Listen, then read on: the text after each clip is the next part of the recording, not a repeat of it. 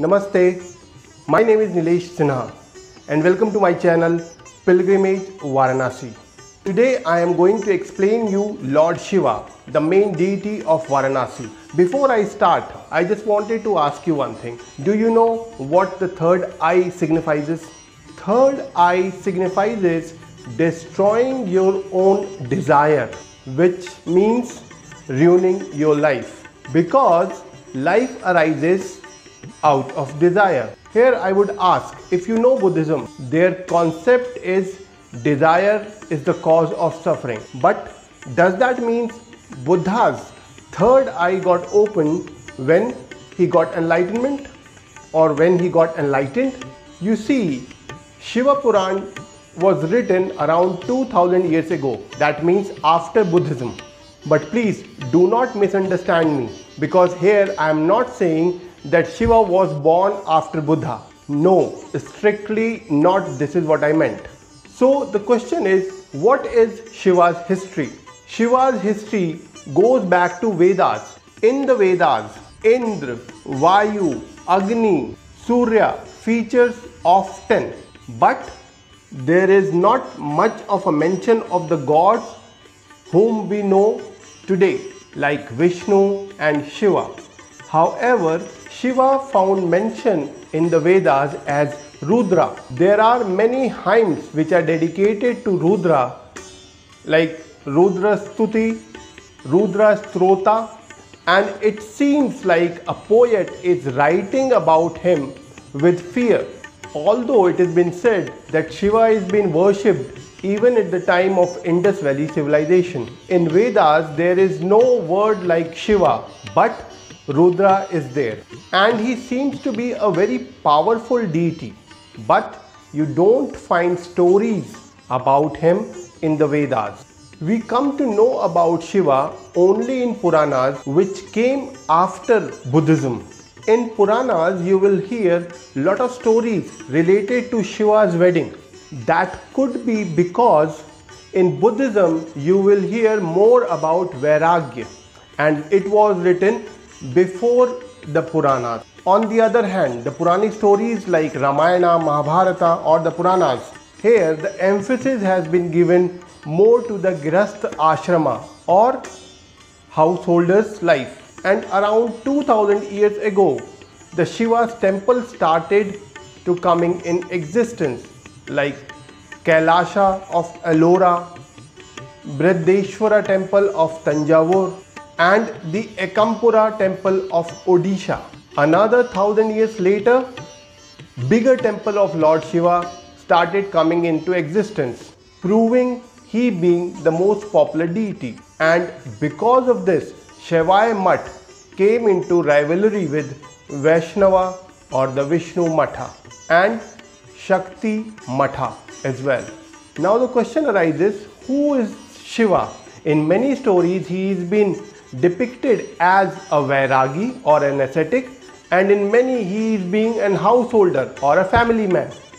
Who is a real Shiva? For this, I would say, when you refer the Shiva to the Vedas, where he is a Vairagi or an ascetic, and when you read the Puranic stories, you will find him a householder, a loving husband of Sati, and a caring father of Ganesha and Kartikeya. But between Vedas and Puranas, we have Buddhism. And in Buddhism, Siddhartha Gautama was a prince of Kapilvastu, where he has a wife and a child as well. Although he was having everything, but still he was unhappy because he had fear of death, fear of old age, and fear of disease, and he wanted to get rid of this suffering. So he left his palace and did tapasya, intense meditation, and realized karma and desire is the cause of suffering. And in the Shiva Puran, the story is other way round. Shiva is a yogi and an ascetic living in a Himalaya. Devi goes to him and she said, "You must marry." She brings him down from Kailasha and marries him. So here an ascetic becomes a householder. one more point. In Rig Veda, it has been said creation comes from desire, whereas Buddhism says desire is the cause of suffering. And even in the beginning I said the third eye signifies destroying your own desire. Anyways, come back to the point. Coming back to the point where Rig Veda says creation comes from desire, and Puranas follow this theory because at that point of time Buddhism has already came into existence and was becoming very popular. And because of this, probably intellectual of that time thought if mass will become ascetic, then the world will not move and come to standstill, and the time will come when human will be extinct from the face of the earth. So the motivation stories associated with gods living a householder's life came into existence. And in one of my video I have given the description of that video where I am saying that was the time when the transition came into Indian subcontinent. That means we have moved from Vedic era to Puranic era. It's more of a Shiva moving towards yoga or renunciation, while Devi is trying to draw him back towards bhoga or partaking in the world. Shiva, after the wedding, completely transformed. As a husband, he became a musician who started playing Veena. So he's been called as Veena Pani. He danced. He is also called as Nataraja. So the answer of who is Shiva?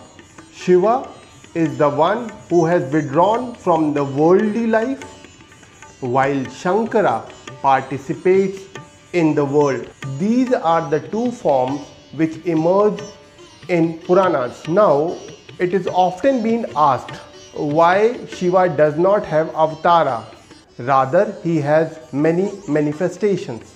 Shiva comes to the world from Vairagya. Vishnu takes avatara in different times. That means he come to Bhulok where he experienced birth and death.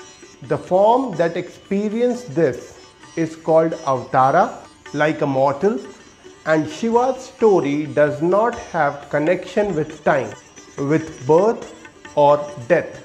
He is beyond this.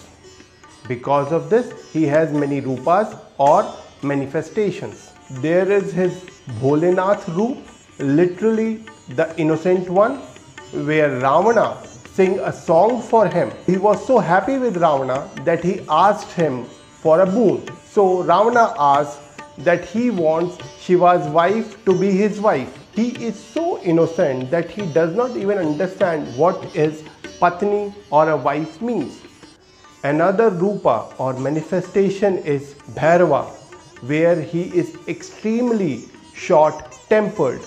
At the smallest provocation, he gets angry. Ashutosha is another Rupa or manifestation. Someone who is quick to lose his temper and quick to calm down.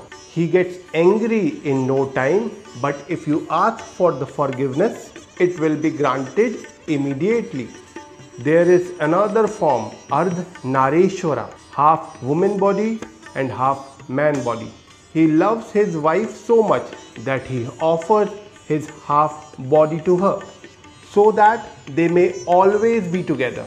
Many pictures of Shiva which you must have seen, in which he is being depicted as Vairagi or an ascetic, but he is having his wife as well as children. It is actually showing both of his Rupa. That means Shiva and Shankara, ascetic as well as householder. It is more of a various mood, emotion, and we change according to the situation. What is Shivalinga?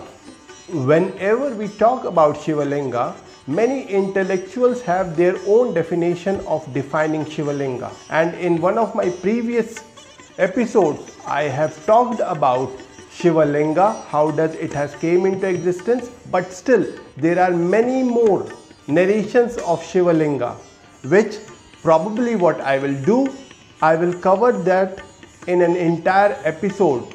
Defining linga, I would start with Vedas. Vedas only have mantras or the hymns through which they have conveyed their messages, and Vedas were followed by Upanishads. In Upanishads, we talk about Atma or soul.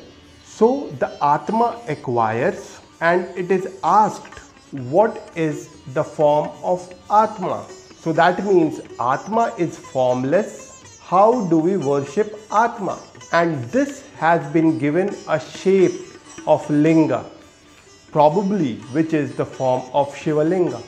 Now here the question arises, how come one give a nirgun, that means formless, a form, means sagun, and that is why the linga or the Shiva Linga is being placed in Shiva's temple. As I said, in our religion, Shiva is so important. I will be doing an entire episode on Shiva Linga, and please subscribe to my channel as well. One more thing, you must have seen a pot hanging on top of Lord Shiva's Shiva Linga. What does that signify? That signifies river Ganga. Again, this is one definition of that pot. There are many other definitions as well. I will discuss everything in my coming episodes. I am hoping that you have liked what I just presented it to you.